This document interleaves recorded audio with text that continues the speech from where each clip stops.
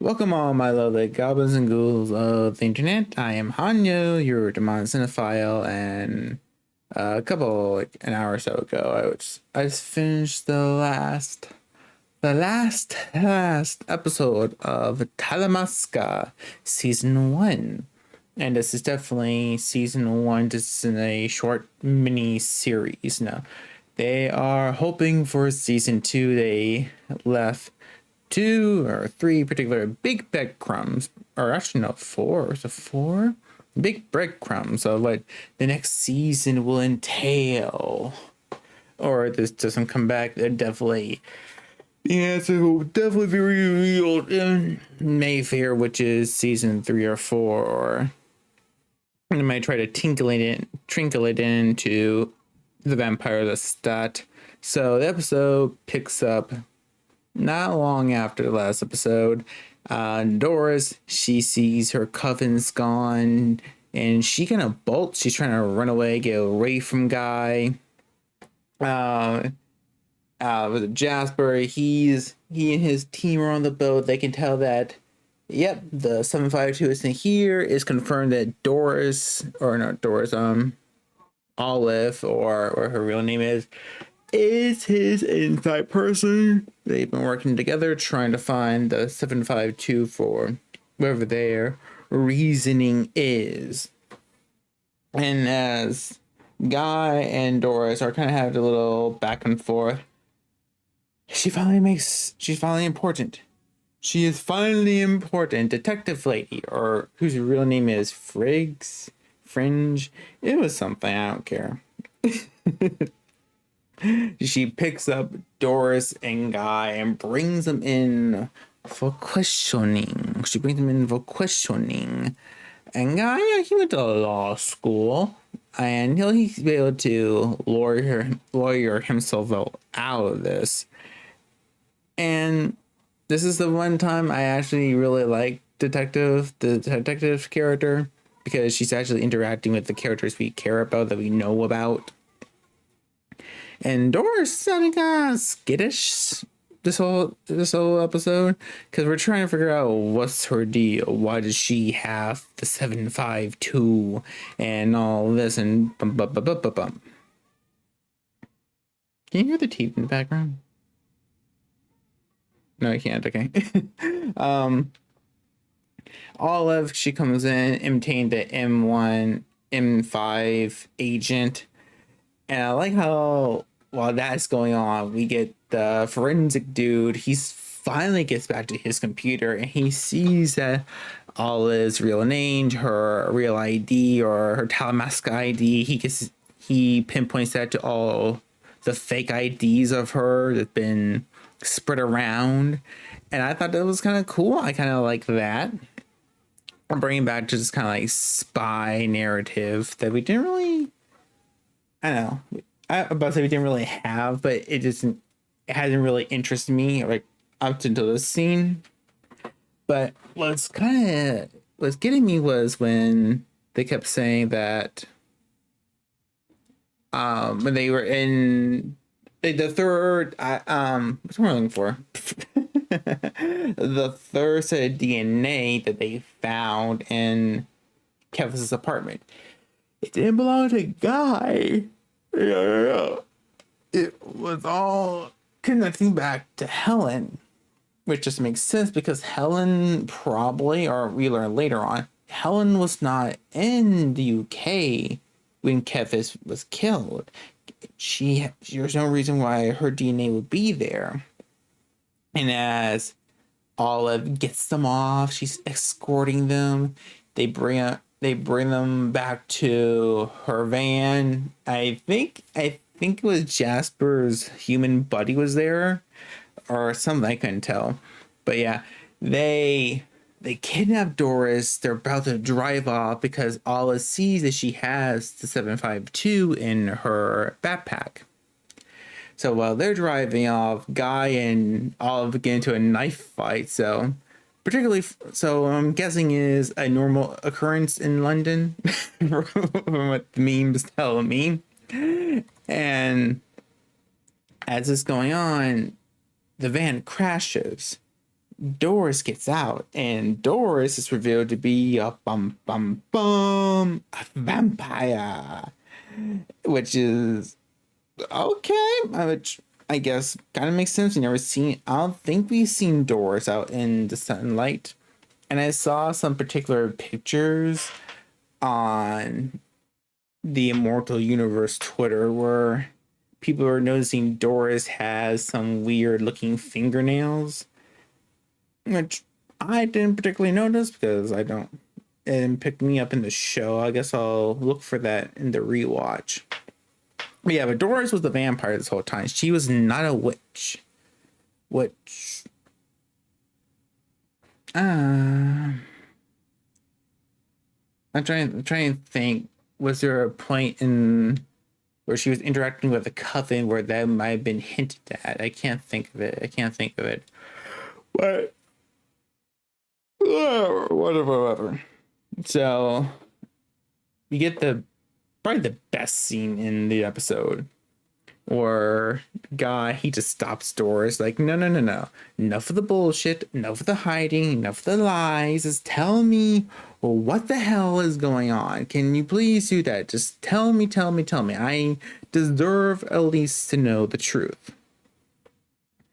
So Doris tells him the truth, and okay, this was a freaking shock.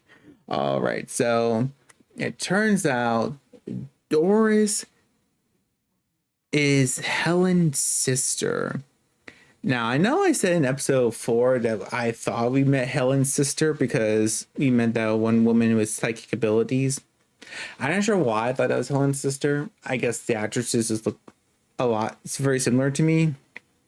Or maybe there's something I'm missing when I watched that scene. I have no idea. I thought they were supposed to be related because that's what that scene felt like when I watched it. I guess I have to go back and watch that one later, but whatever. No, so Doris is Helen's sister, and it's revealed that her particular gift wasn't really mind reading or telekinesis or anything cool like that. Or it was cool power. Her main power is she has a vault of a brain. Now, this is kind of like how the vampires are portrayed in the books, where they have a perfect memory, where they can read something once and forever have it. They can mimic skills just by seeing it done like once or twice. That's kind of what Doris is. She has a perfect memory vault. She just needs to read something once and she perfectly has it down. She just needs to experience something once and it's forever in her brain. She walks by something, she captures it in perfect detail and can recall it. And she says that for like when she was in the Amsterdam mother house, they have her read the library. She read the entire TALAMASCA library. And the big fire we saw at the beginning of episode 2 or 3 that destroyed the TALAMASCA library, that was done by the TALAMASCA because they were worried that the library would get into the hands of other people.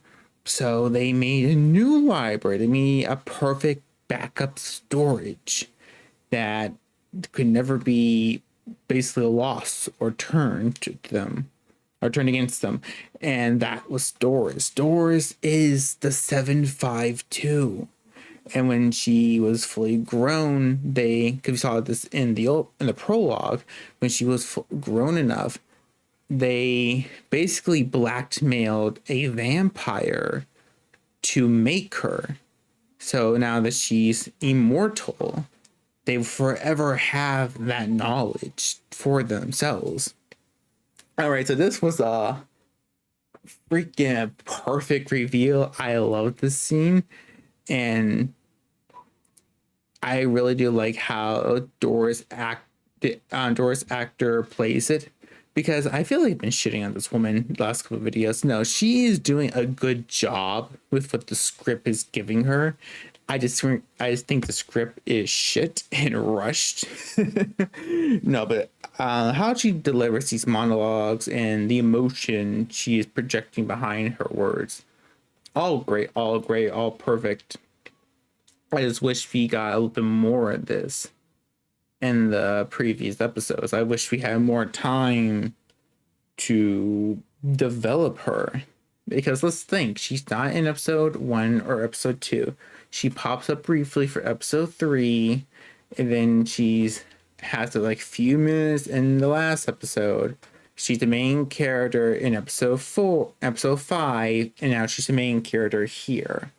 We have spent very little amount of time to really grow and connect to the character. And once again, that's not really the actress's fault. I don't even say it's the script writers or the director's fault. No, it's AMC's fault for making this such a short series. This was 7 episodes or 8 episodes. Perfect. I think they would have a perfect enough time to tell the story without rushing it. They could have enough time for Doris to be perfectly developed. And they do go back on, not go back, that line with the Kevin said in episode 2 about the big old book just being a scrapbook. It was just a scrapbook because that was all the times of Helen with Doris. Because Doris says she met Doris said she met Kevin when she was just a little girl who was lost and scared, and she kept her. She basically raised her. They're like, Doris is like her mom or big sister. And that is such a cool reveal. That's I like that idea. I love the explanation. I just wish we had more time for that to be developed. I wish we had a scene with Kevis and Doris, even just a brief one, so we can kind of speculate what we would have thought back then friendship was. But whatever. And that's gone in good. And I'm trying to think what else happened. Like I said, this episode was very unique and also underwhelming, I guess you could say. I'm not sure. That's what it felt like. I felt so invested, but also so underwhelmed at the same time. Because we get to the scene where Helen has to... Oh, shit. Why is this always on? I thought I turned you down. Whatever. Because while Guy is finding so out, his name's Helen, she goes to this old TALAMASCA doctor, and it's such a not a weird scene, but when she goes to the house, she's introduces May, where she has to blackmail the May thing. I'm here from Amsterdam. I need to see the doctor, and the doctor is basically explained to everything that I just said, that they made Doris a 752, then they made her a vampire, and then the doctor, not the May, she kills the doctor. She shoots him in the head, but she doesn't kill Helen, and I don't know why. I guess they want to keep Helen alive to manipulate Doris to come back. I guess. But yeah, they pin everything on Doris because we revealed that the head of Amsterdam is this guy named Houston. So another chance to bring David Talbot into this universe, and it's just not there. Why? Because I guess fuck the book fans. I don't know. But yeah, we meet Houston, and he is just a straight up evil guy. He's just evil. He is portrayed to be a stereotypical evil, mustache twirling secret organization dude. And it's shown he was younger. He blackmailed the vampire to make Helen. And I like how they show that, or they don't show, but Helen says that they specifically choose that vampire So she herself would be a weak vampire. She doesn't have any of the special vampire gifts. She's not a mind reader. I guess she can read minds to an extent because she can feel a guy in her head, but she's not really a mind reader. She can't stop time. She can't fly, which I like that. I like that because that's how the vampires were in the books. Unless you were from a specific bloodline or nearly 1,000 years old, you didn't really have any magical abilities. And yeah, we definitely see a vampire like that, except for maybe some of the vampires in the Coven, in the French Coven. Most of those guys just had nothing but mind reading. Only Armand and Santiago had all the other magical abilities, but whatever. Where's my water? I don't have it.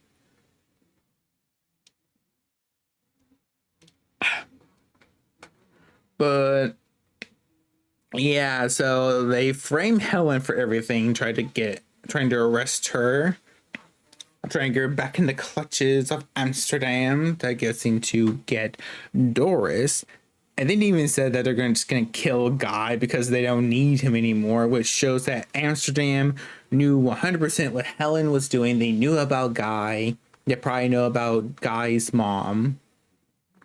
And we get this sweet scene where Doris finally looks at not Kevis, where Doris and Helen kind of meet, but they're not allowed to speak to each other. And it's kind of a sweet scene. It's kind of a sad scene. It's just, once again, I wish I really got a chance to care about Doris besides this last episode. If she had this much character development throughout the season, awesome. But no, it just feels kind of just jabbed in there. Just jab it in. Just got to fit.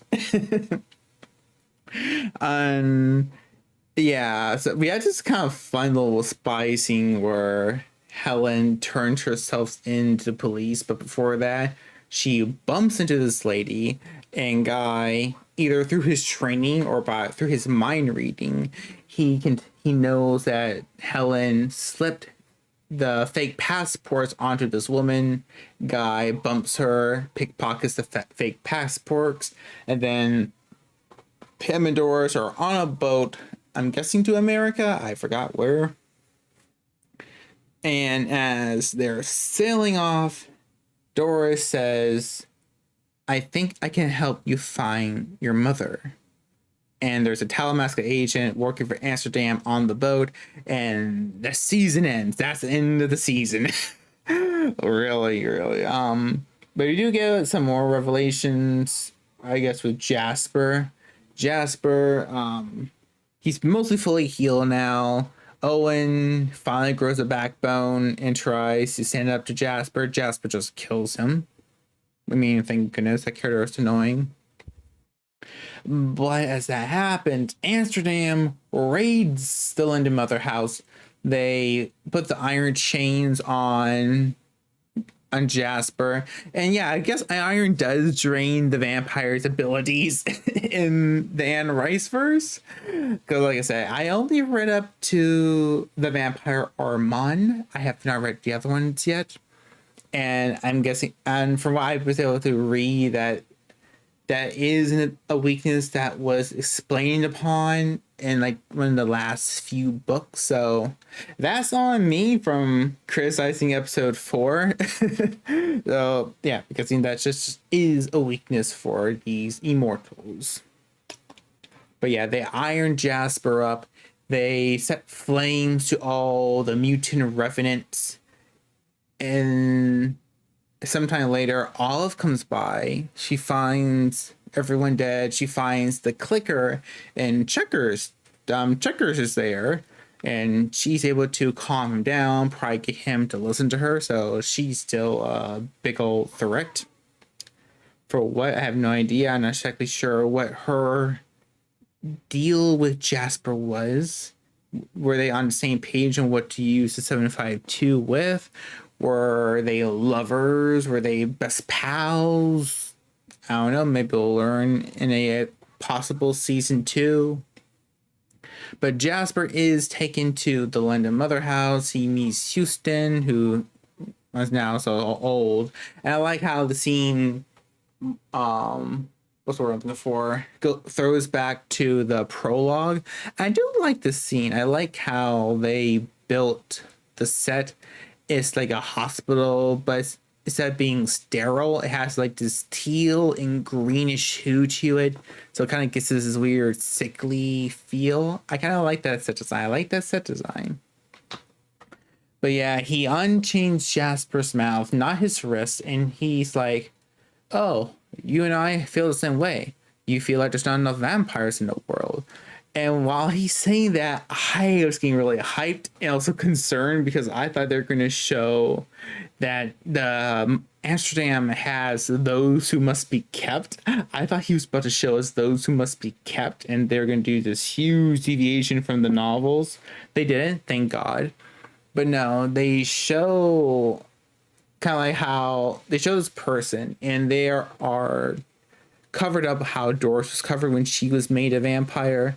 Their bodies from the neck down are covered, and their face from their nose is covered. So basically their neck and mouth is left open. And he basically wants Jasper to make this room. It's like 12 or more people in that room. He wants him to make them all vampires. You're gonna make them vampires. You want more vampires in the world? Well, here we go. So, bam. Because once again, I have not read that book, but I know in one of the later books, Blood and Gold, is shown that one of the reasons those who must be kept were stirred because there are too many vampires in the world. The vampire spirit was kind of getting stretched thin. Don't want to speak too much about that, but yeah, that's kind of reason why those events happened. So I do like how they are kind of setting and leading up to the events of Queen of the Damned. That's gonna be freaking cool. It's gonna be freaking cool. But overall, I am going to do one more video about this show. But overall, I am very mixed on this show. I love it, but I am also severely underwhelmed and disappointed in it. This could have been so much more if it was allowed to be 7 or 8 episodes. If they were allowed to take their time a little bit, cut back on some of the meaningless characters like the police officers, and spend more time developing Helen or developing the witches on the houseboat. Those things could have been so much better if they just had a little bit more time to marinate. William Fichtner, William Fichtner's Jasper is one of the better original characters that they've created from this alternate take on Anne Rice's work, and he gets so little to do. All he does in the first 3 episodes is just, I was about to say aura farm, but he kind of does like just aura farms to be creepy and kind of cool. And then in episode 4, he's played out to be this very, it's kind of sympathetic villain. At least a villain with some kind of code. He's not a complete monster. Like, he does have some goals. He does have some ideas. And then episode 5 and 6, he's just barely a character. He's just the monster that the script needs him to be, which kind of sucks. It kind of sucks. I think the actor who plays Guy is very good. It's just the script isn't the best at characterizing him when they need him to be. Like, he doesn't really have an arc. Like, he does kind of grow stronger. He does kind of grow a little bit more confident, but I don't see where it all connects. Once again, I will rewatch this in order, trying to get a better stand and flow of the story. But so far, I liked it. I'm not mad that I watched it, like Mayfair Witches, but I do wish it was better. I wish it had more time to cook. All the ingredients were there. All the ingredients were really good. I think all the ingredients were really good. The direction was mostly great. The script needed a little extra bits. The actors were awesome. It's just it misses something. There's a spark. It's missing a spark that makes it truly be something great. Yep, but that's it for now. I've been your Hanyo, your Demon Cinephile. I'll see you all in the next video, and please tell me, comment down below, what did you think about this episode? What are your opinions on the Talamasca as a whole? And I will see you all in the next video. Bye-bye.